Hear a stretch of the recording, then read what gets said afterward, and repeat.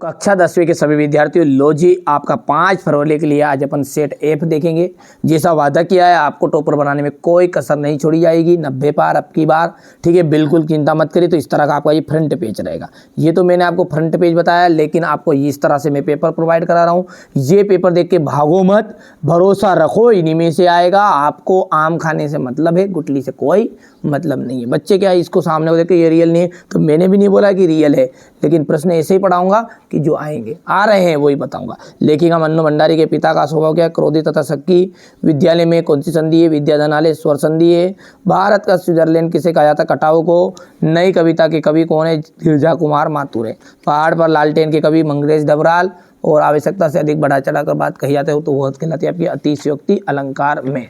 चलिए आगे बढ़ते हैं। यहाँ से देखिएगा आकर्मक क्रिया आ जाएगी, जितेंद्र नार किया जाएगा। प्रेत के बयान के कवि है नागार्जुन। अन्योक्ति अलंकार, ठीक है भैया। अब यहाँ से देखिए सत्य है। पहला है स्थानवाचक क्रिया विश्लेषण से क्रिया के काल का बोध होता है, तो ये आपका असत्य रहेगा। परवर्ती सुंदरता मन को नहीं भाती है, ये आपका असत्य रहेगा। मूसन तिवारी भोलानाथ को छुड़ाना शुरू किया, तो ये भी असत्य है। चौथा जो है वो सत्य रहेगा, पांचवा सत्य रहेगा और छठा का असत्य रहने वाला है। यहाँ से देखिए बिस्मिल्लाह खां के जीवन से जुड़ी घटनाओं और व्यक्तियों का उल्लेख कीजिए। लेखक की दृष्टि में सभ्यता और संस्कृति का सही समझ अब तक क्यों नहीं बन पाई। वहां कौन सी घटना है जिस पर के बारे में सुनने पर लेखिका को अपनी आंखों पर विश्वास पाया, ना कानों पर। वास्तविक अर्थों में संस्कृत व्यक्ति किसे कहते हैं। यतेंद्र मिश्र और रामरक्ष बेनीपुरी का साहित्यिक परिचय देना है। महादेवी वर्मा निम्नलिखित में मुहावरे का अर्थ देना है। ठीक है, ये क्वेश्चन नंबर 10 है आपका। बढ़िया से कंप्लीट करिएगा, बढ़िया से, है ना। देखिए मैंने बार बार बोल रहा हूं, अब की बार 90 पार।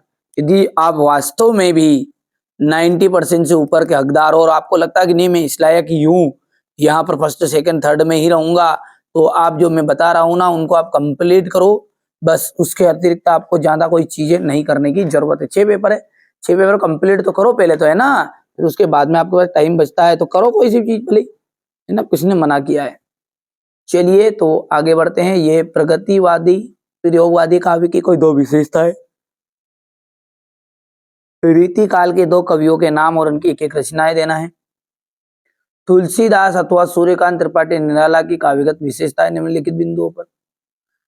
कविता के बादल किन किन अर्थों को और संकेत करता है। बच्चे की मुस्कान और एक बड़े की मुस्कान में क्या अंतर है।